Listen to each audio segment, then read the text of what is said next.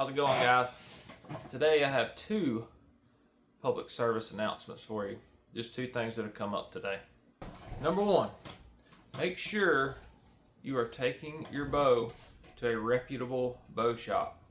This guy brought this bow in for a string change, and if I didn't tune the bow when it was new or the last time it was tuned, I like to shoot it through paper before I mess with it. He said ever since he's bought it, it hadn't shot right, the arrows kicked, whatever. Two things on here. They had the center shot correct on this Matthews. This is a Trax at 13/16. So that was correct. But when you shot it through paper, it had a bad right tear. Okay, so they did not correct it. They let it get out like that. It needed a top hat swap. So what I did, I had to go in and swap the top hats on the top and the bottom to correct the tear. Now it's shooting bullet holes. The other thing, they told him these arrows from his old bow were perfect for this bow, that they are not. I got him to shoot decent, but we stepped him up to a 340 spine and he's fine. Guys, nowadays with these big bows, especially if we're putting a lot of weight up front, you've got to go up in spine. If you're shooting a 340, a lot of times you go to a big dual cam and you're adding 55 up front, plus your 100 grain head, you need to go up to a 300 spine. There's spine charts, and there's things like Easton has on their website. You can put in how much weight you have up front with your outsert, how much weight you're shooting up front with your broadhead, and it'll calculate with your length what spine arrow you need. I had a guy the other day that was shooting 150 up front, was 74 pounds, and he needed a 250, and he was shooting a 400. So that is equivalent to a miniature dry fire on your bow. Is not good for your bow. So guys, take your bow to a reputable bow shop, please. And I'm gonna show you the tear before I started tuning this bow. As you can see, so the ones on this side is where it was when I got tuned. Now we're here, okay? That was after I did the top hat swap. Now, I still need to move the rest just a hair to get it perfect, but that's way better than it was. Second thing today, I've already had it happen twice. Guys, please, I'm begging you, shoot one of your broadheads to make sure it is flying like your field tips. It's happened twice already. I've had guys come up here that crippled a deer, shot the broadhead, didn't know, and it's not flying with the field points. If your broadhead is, just say, 4 inches left of your field point, you're sighting in with the field point at 40 yards, you're going to be in the guts, you're going to miss, you're going to do something. It doesn't matter. I don't care if it's a rage. I don't care. You need to burn one of your broadheads. As much money as we spend on hunting and all our equipment and stuff, you owe it to yourself to burn one of the broadheads. If you're shooting a Rage hypodermic no collar or a Trypan, buy one of the Chinese knockoffs and shoot it, because it's going to fly pretty much like that. Now, I'm not saying they're awesome heads, but it's going to fly the same. Mega meats, dead meats, any broadhead you're shooting, burn one and make sure it is flying. Shoot it at 40 yards. If it hits with your field tip, you're done. You don't ever have to do it again. If it does not, you need to broadhead tune. There are a couple good places online you can find a chart for broadhead tuning. Basically, if you're, without going too in the weeds and too in depth, if your broadhead flies to the right of your field point, you need to move your rest to the left in small increments. You're going to bring your broadhead in to your field point, okay?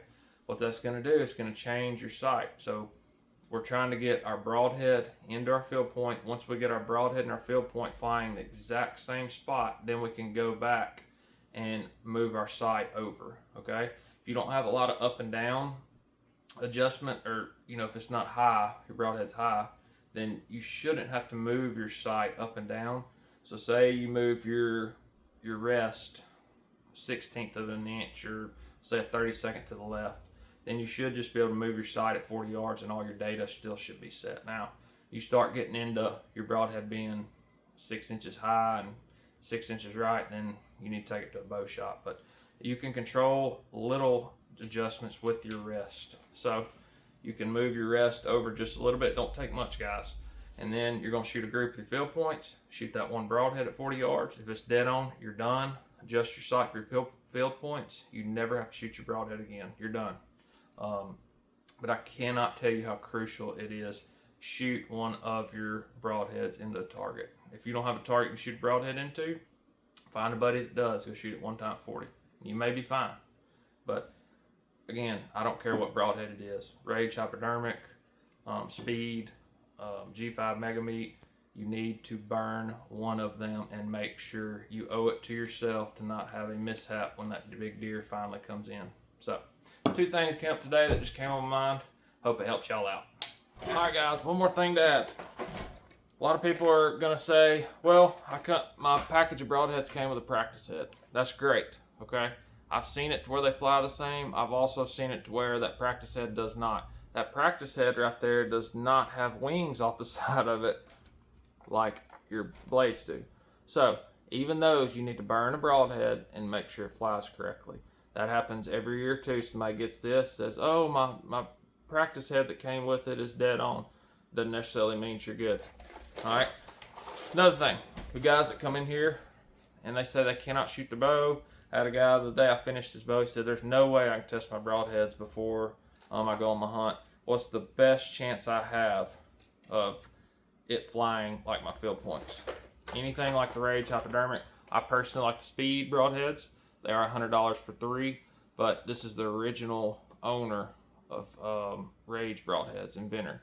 You know, Faraday bought it and several other things from this guy, and they cheapened it up. Still great heads, but they did cheapen it up. This is back to the original quality, actually better than the original quality of the Rage. They are $100 for 3.